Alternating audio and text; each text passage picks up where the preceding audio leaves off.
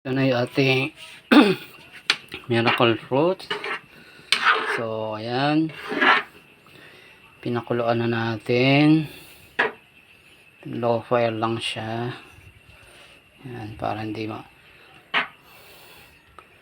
sobrahan. So, naglalabas na siya ng sarili niyang sabaw. So, hindi nyo lalagyan guys ng ng tubig. So, siya na yung maglalabas ng sarili niya. Ayan. Sarili niyang katas.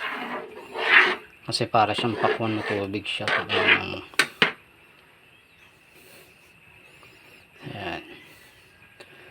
So, chinat din ako ng nanay ko, sabi niya. Hindi siya kinakain ng hindi siya kinakain kaagad. Pero tinikman ko kanina. Kasi yung una, hindi pa hinog. Nalalaglag. So tumikim ako, ang tamis niya, tamis. Tapos okay, itong hinog, tikman ko kung anong lasa niya. So masarap din, matamis din siya, at mas matamis siya. Tapos ang bango nung niya. So ngayon yan, low fire natin, low fire lang. Tapos pakuluan natin, ayan.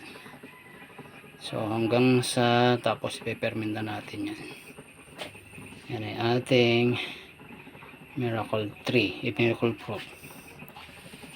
So ayan, kanina medyo ngayon medyo itim, nagko-color na siya, color lavender.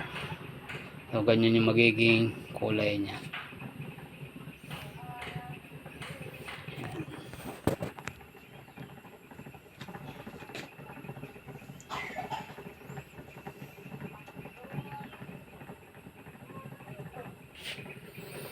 So pansinin nyo guys na iba na yung color niya, yung kulay niya.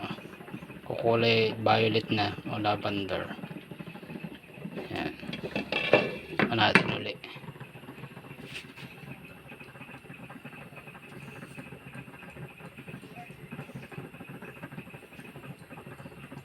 So balikan natin pa maya. Ano pa? Haluin natin ulit para ma-balance.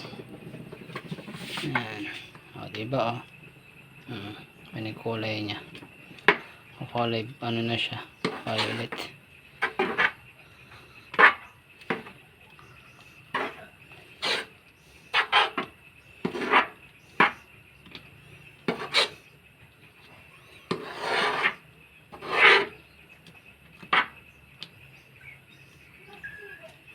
Yan, sarap nito.